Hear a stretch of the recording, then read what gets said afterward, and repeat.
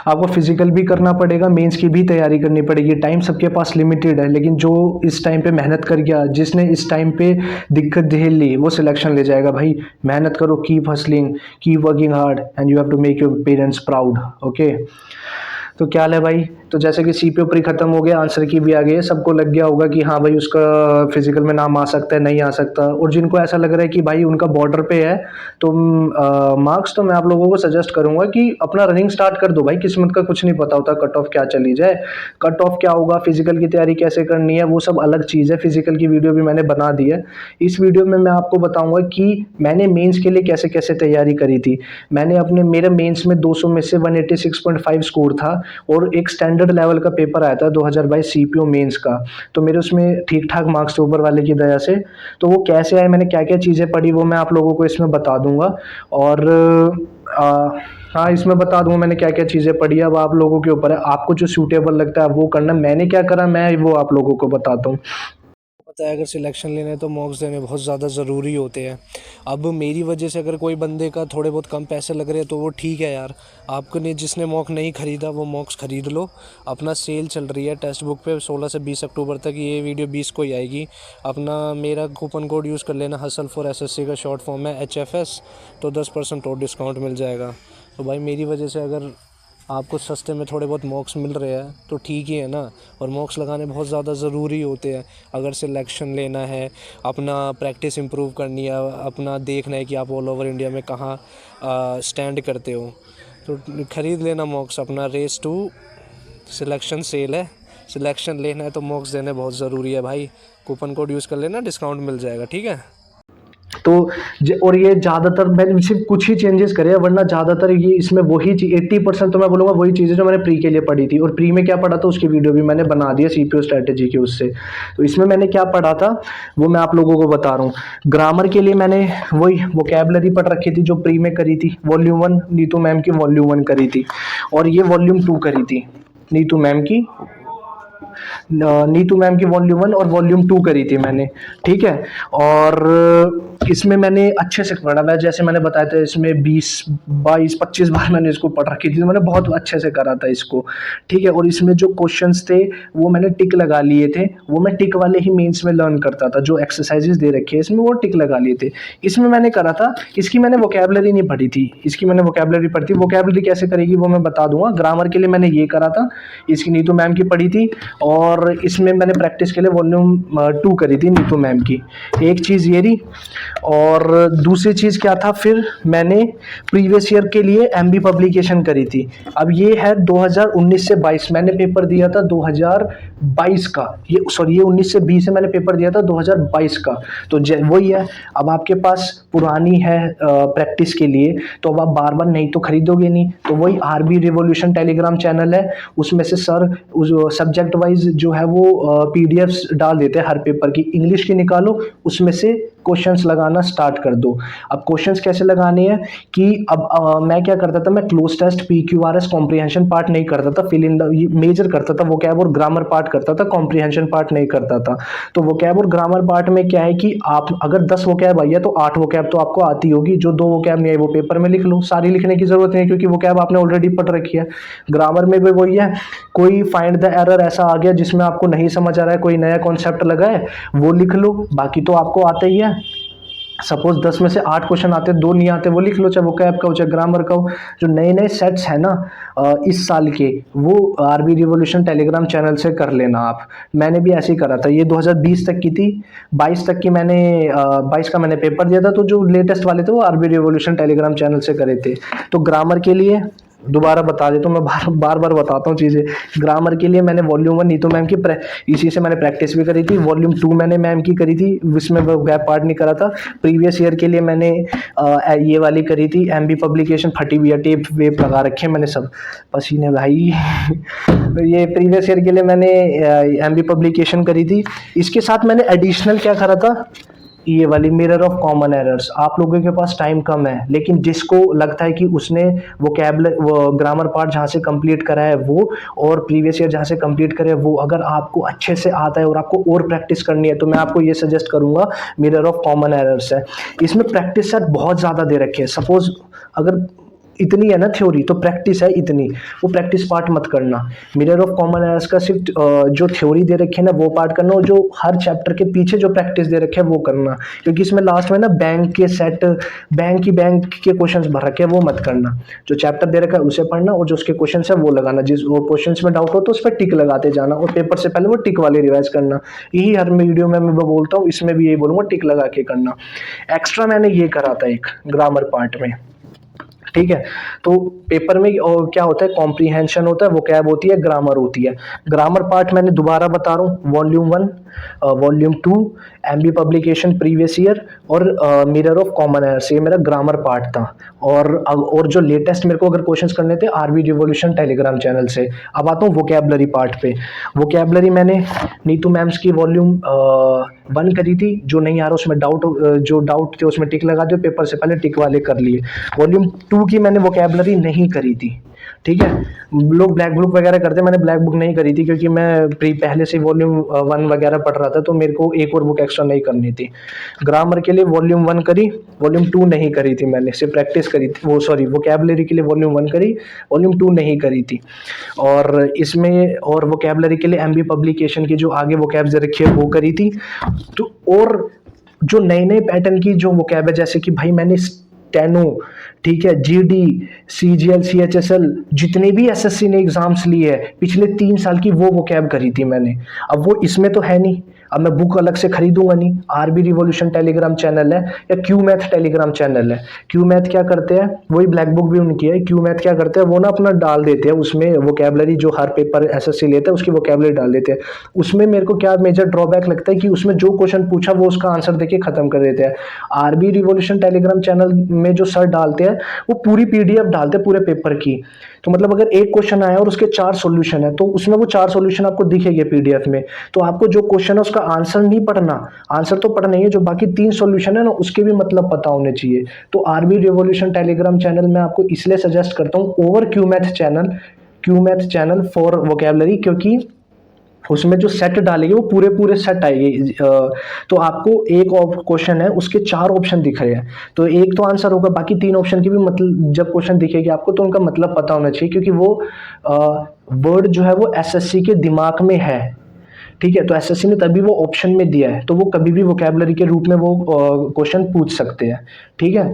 तो क्यों मैथ करना हो कर लेना रिवीजन के पर्पस पे, लेकिन वोकैबलरी अपनी कंप्लीट जो है वो आरबी रिवॉल्यूशन टेलीग्राम चैनल के सेट से करना। तो दोबारा बता देता हूँ, बार बार चीज़ मैं दोबारा बताता रहूँगा कि ग्रामर के लिए वॉल्यूम 1 की वोकैब, एमबी पब्लिकेशन की वोकैब, और लेटेस्ट जितने भी एसएससी के क्वेश्चंस हैं, जितने भी पेपर लिए, स्टेनो, सीजीएल, ठीक है, MTS, GD, Delhi constable, head constable वगैरह, उन सब की वोकैबलरी मैंने करी आरबी रिवॉल्यूशन टेलीग्राम चैनल से। अब मैंने सारी नहीं लिखी थी, ये मैंने देखो सेट्स बना रखे हैं, इस मैंने सारी नहीं लिखी थी जिन वोकैबलरी। अब मैंने वॉल्यूम 1 पढ़ी है, एमबी पब्लिकेशन पढ़ी है, तो वोकैबलरी तो मेरे को आती होगी। अब जब मैं वो सेट्स लगाऊंगा जो सर ने डाल रखे हैं टेलीग्राम चैनल पे, अब मैं सारी वोकैबलरी थोड़ी थोड़ी लिखूंगा। सपोज 10 वोकैबलरी डाल रखी है, 8 मेरे को आती है, 2 नहीं आती, वो मैंने कॉपी में लिख ली। वोकैबलरी के लिए मेरा ये पार्ट था। हाँ, ये वोकैबलरी की अलग से कॉपी बना दी प्रीवियस ईयर की, ये रहा। जैसे मेंस टीयर 2 सीजीएल 2019 और सीजीएल 2020, ठीक है। सीजीएल प्री 2019 से 2020 के ये रहे। सीपीओ टीयर 2 के प्रीवियस ईयर मॉक्स के क्वेश्चन ये रहे, ठीक है। सीपीओ 2019 के क्वेश्चन ये रहे। ये सारे मैंने कहाँ से करे, आरबी रिवॉल्यूशन टेलीग्राम चैनल से, क्योंकि दो जो मेरे पास ये है एमबी पब्लिकेशन वो 20 तक की थी, तो मैंने प्रीवियस ईयर भी मतलब इसमें से कर लिया था, अलग से कॉपी बना ली थी। एक कॉपी मैंने बनाई थी इसकी, हाँ, एक कॉपी मैंने बनाई थी मॉक्स की। तो ये कॉपी मेरी प्रीवियस, ये मेरी 4 कॉपी थी वोकैबलरी की। एक तो वोकैबलरी में था वॉल्यूम 1, ठीक है, वॉल्यूम 1 की वोकैब थी, एमबी पब्लिकेशन की वोकैब थी, और ये 4 कॉपी मेरी अलग से थी, जिसमें से एक तो मेरे प्रीवियस ईयर क्वेश्चंस थे जो मैंने आरबी रिवॉल्यूशन टेलीग्राम चैनल से करे थे, और इसमें मेरे क्या थे, कंफ्यूजिंग वाले थे ये भी, हाँ। और एक ये मेरी थी वोकैब वाली, जो मैं जो मैं मॉक्स डालता था उसमें जो वोकैब दिक्कत होती तो वो मैं इस कॉपी में लिख लेता था। और ये 2 कॉपी थी मेरी कंफ्यूजिंग वर्ड्स वाली। कंफ्यूजिंग वर्ड्स कैसे होते हैं कि जब आप लर्न करते हो ना, तो अपने तोड़ मरोड़ के वर्ड को याद करते हो। मैं साफ बोलता हूँ, मैं गाली के फॉर्म में वर्ड याद करता था, सारे नहीं, थोड़े थोड़े वर्ड।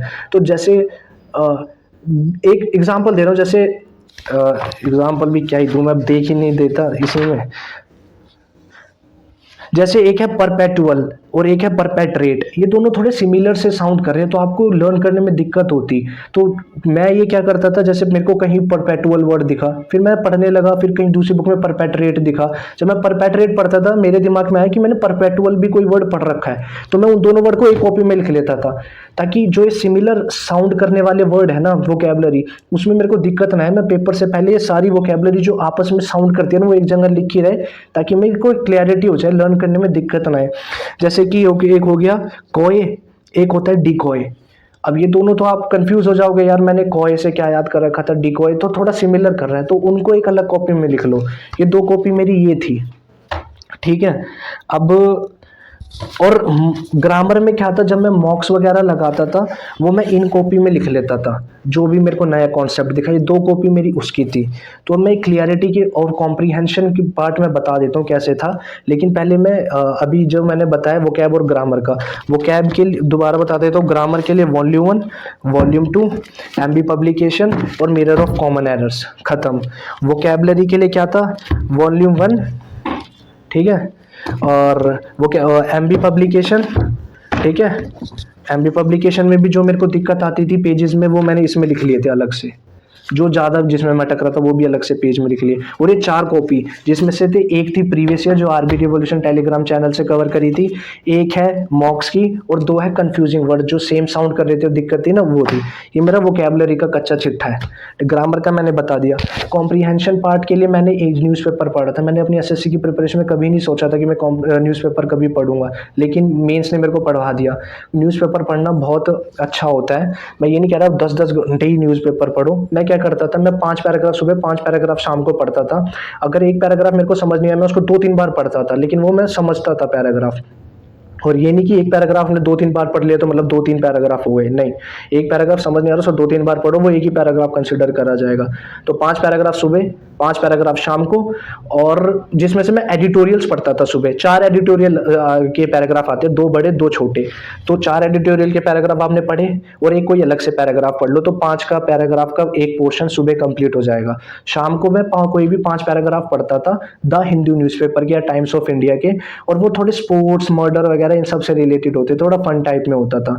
और ज़रूरी नहीं आप लेटेस्ट जो न्यूज़पेपर है वो पढ़ो। मैं पुरानी न्यूज़पेपर द हिंदू के कोई भी उठा लेता था, या मेरे दोस्त के घर पे आते थे, मैं उससे मंगवा लेता था, भाई 5 न्यूज़पेपर दे दे, मैं उसमें से पढ़ लेता था। रीडिंग ही तो मानिए, 5 पैराग्राफ सुबह पढ़ो, 5 शाम को पढ़ो, जिसमें एडिटोरियल इंक्लूड होने चाहिए। तो वोकैबुलरी कॉम्प्रीहेंशन के लिए मेरा ये था। लेकिन कॉम्प्रीहेंशन के लिए अगर जिन बच्चों को क्लोज टेस्ट में, या फिर और क्लोज टेस्ट और मेनली ये होता है कॉम्प्रीहेंशन पार्ट में, ये क्लोज टेस्ट, PQRS वगैरह ये सब भी होते हैं ना। तो अगर आपको इसमें ज़्यादा दिक्कत हो रही है न्यूज़पेपर पढ़ने के बाद भी, तो मैं आपको सजेस्ट करूंगा, नियॉन की बुक होती है अच्छी। ये इसमें क्या होता है कि आपको डिटेल्ड सॉल्यूशंस दे रखे हैं इसमें नियॉन की बुक में, कि क्लोज टेस्ट कैसे सॉल्व करना है, या PQRS कैसे सॉल्व करने हैं, क्या अप्रोच होनी चाहिए, कि किन अगर 2 सिमिलर वर्ड्स देखने होते हैं PQRS में, क्या है कि ऑप्शन नहीं देखना होता, पहले 2 सिमिलर सेंटेंसेस निकालो, या क्लोज टेस्ट में कैसे अप्रोच लगानी होती है। ये सारा आपको अच्छे से समझा दिया गया है नियॉन की बुक में। तो अगर किसी को, क्योंकि भाई मेंस में जो है एक आधा, लगभग आधा पेपर तो कॉम्प्रीहेंशन का ही होता है, ठीक है, तो बहुत ज़्यादा इंपॉर्टेंट है कॉम्प्रीहेंशन पैराग्राफ पार्ट भी।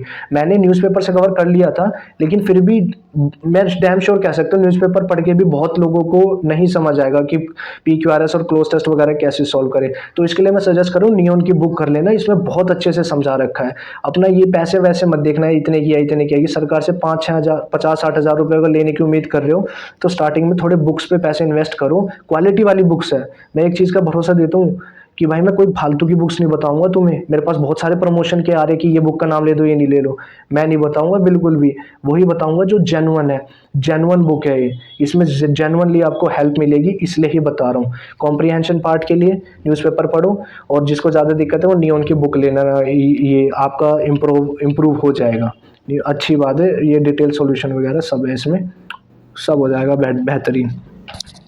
और मॉक के लिए वही टेक्स्ट बुक और ऑली बोर्ड के मॉक्स में देता था। ऑली बोर्ड के मॉक भाई वही बंदा देना जिसमें हिम्मत है कम मार्क्स देख के झेलने की। मेरा रोना निकल जाता था भाई, मेरे 160 नंबर भी आया ओलिव बोर्ड के मॉक में, लेकिन मैं उसमें से उसको देखता था कि मैं अपने आप को संभालता था, और मेरा रोना भी आता था, मन करता था लैपटॉप तोड़ दूं, लेकिन मैं अपने आप को संभालता था कि नहीं हिमांशु, कंट्रोल, अपना समझ कि कहाँ गलती क्या दिक्कत है, उसको काम कर। ओलिव बोर्ड के मॉक्स वही बंदा देना जो कम नंबर देखने की कैपेसिटी रखता हो, वरना टेक्स्ट बुक के ही मॉक्स देना।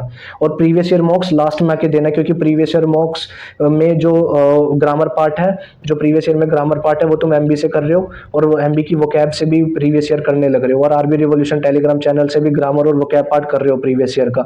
तो प्रीवियस ईयर मॉक लगा के मेरे 196 भी आया प्रीवियस ईयर मॉक में, दिखा दूंगा मैं, शॉर्ट्स डाल दूंगा ओलिव बोर्ड का और टेक्स्ट बुक का। मेरे तो उसमें मत तो चलना मेरे 196 आ रहे भाई, वो प्रीवियस ईयर है, तूने क्वेश्चंस पढ़ रखे हैं वो वाले। फुल लेंथ मॉक देना, प्रीवियस ईयर को जो पेपर है ना मॉक के, टेक्स्ट बुक के, वो लास्ट में आके देना, ताकि आपकी रिवीजन हो जाए। अभी फुल लेंथ मॉक ही देना, ठीक है। ग्रामर पार्ट मैंने बता दिया, वोकैबुलरी पार्ट मैंने बता दी, कॉम्प्रीहेंशन कैसे इंप्रूव करते हैं, न्यूज़पेपर है नहीं तो नियॉन वाला बता दिया, और ग्रामर मॉक मैंने बता दिया कि ओलिव बोर्ड के वो तभी देना, नहीं तो झेल सकते हो तो ही देना, वरना टेक्स्ट बुक के देना, वो भी फुल लेंथ। और भाई और तो कुछ नहीं है यार, और जो होगा वो मैं आपको बता दूंगा, बाकी तो शॉर्ट्स के थ्रू बता दूंगा, ठीक है। अपना keep working hard, keep hustling, make your parents proud, ठीक है। बढ़िया से देना, तुम्हारा भाई है, तुम्हारे साथ बार बार गाइड करता रहूँगा भाई मैं तुम्हें। मेरा सपना था दिल्ली पुलिस लेने का, यूनिफॉर्म लेने का, मेरी तरह बहुत लोगों का सपना होगा, आप लोगों का भी सपना पूरा होगा। जय हिंद।